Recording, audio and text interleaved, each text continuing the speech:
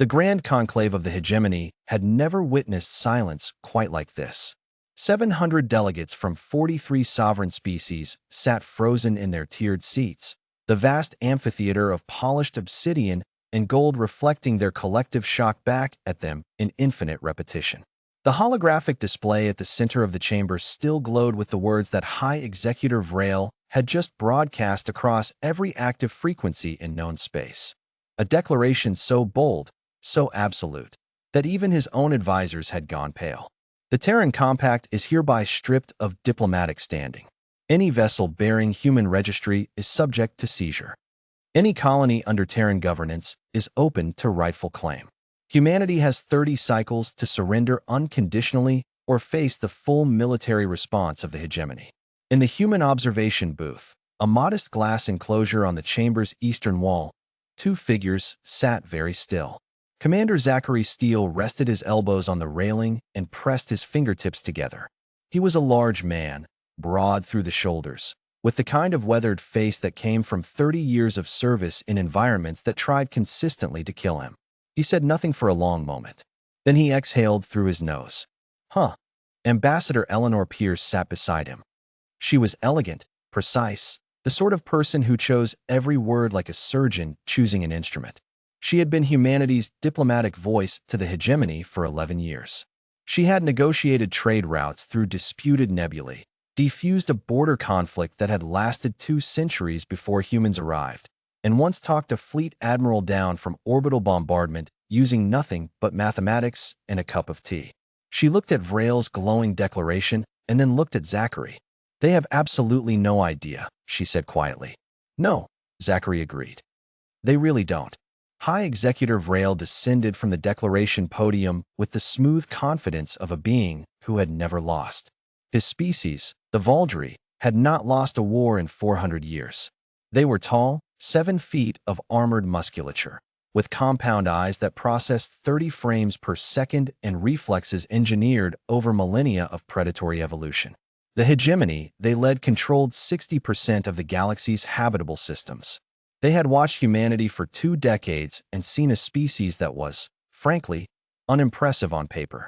Moderate lifespan, soft bodies, no natural armor, slow reproduction compared to a dozen other species, no innate psychic ability, limited natural weaponry, flat teeth, dull nails, poor night vision. What the hegemony's analysts had failed to properly weight was everything else. Vrail was intercepted before he reached his private corridor by a protocol aide, who pressed a data tablet into his hands with trembling appendages. "Executor, the human ambassador requests an immediate private audience." Vrail smiled with the portion of his face designed for it. "Tell her humanity's answer is unconditional surrender. Nothing else will be accepted," she says. The aide hesitated. "She says she's not here to negotiate surrender. She's here to give you one." Eleanor Pierce walked into the private chamber alone, carrying nothing but a small data chip and the particular posture of someone who owned every room she entered.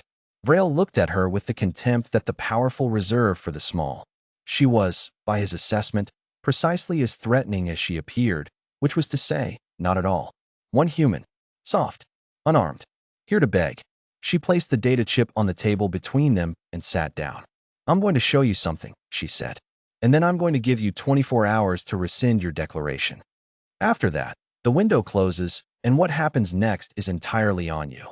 Vrail accepted the chip with the patience of a predator humoring its prey. He slotted it into the chamber's display terminal. The hologram bloomed open. He looked at it for a very long time. What Eleanor had given him was not a threat. It was a history, compiled by Zachary Steele's intelligence division over the past decade. The file documented every major conflict humanity had ever fought. Not the ones that made it into polite diplomatic summaries, but the real ones. The long ones. The ones that lasted years and decades. Fought across jungles and frozen wastelands and city blocks reduced to rubble by creatures who had no armor, no superior senses, no biological advantage whatsoever. And won. Not always cleanly, not always quickly, but with a consistency that, when laid out across centuries of data, produced a pattern that made Vrail's compound eyes track very slowly back to the woman sitting across from him. He saw what his analysts had missed. Humans did not fight because they were physically superior. They fought because something in their behavioral architecture made stopping almost impossible.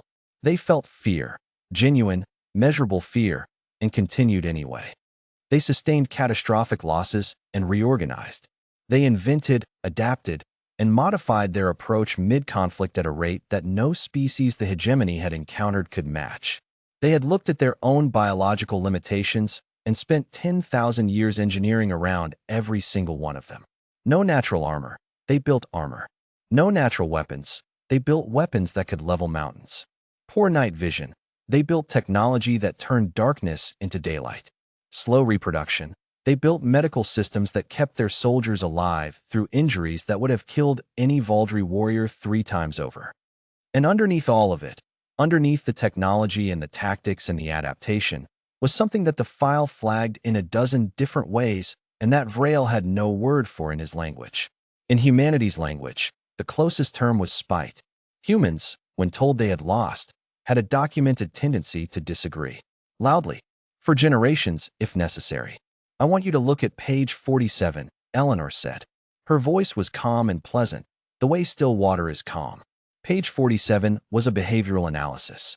It documented a concept that human military historians called the asymmetric commitment problem.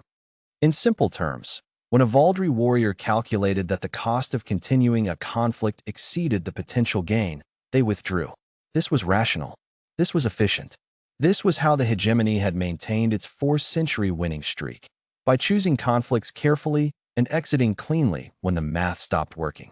Humans, the analysis noted with clinical precision, did not do this. Humans had a documented and extensively studied tendency to continue fighting long after any reasonable cost-benefit calculation suggested they should stop, particularly when they believed they had been wronged. The more unjust the initial aggression, the more irrational and therefore unpredictable their response became. This was not a weakness, the file argued. It was a threat multiplier. The file called it motivated persistence under adverse conditions.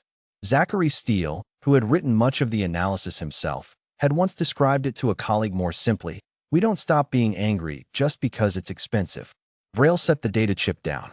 He looked at Eleanor with his 30 frames per second eyes and said nothing for a long time. You came here to frighten me, he said finally. I came here to inform you, Eleanor replied. There's a difference. Frightening you would require exaggeration. I don't have to exaggerate anything in that file. Every number is sourced and verified.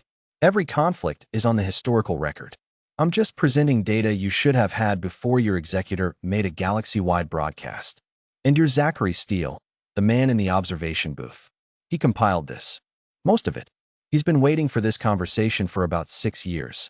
He said, and I'm quoting him directly, that he hoped it would be unnecessary. She paused. He also said to tell you that if it isn't unnecessary, he has already filed the operational framework with the Terran Strategic Command, and it will activate automatically in 25 hours regardless of what either of us does in this room. Vrail was silent again. The operational framework. He had glimpsed the table of contents at the back of the file.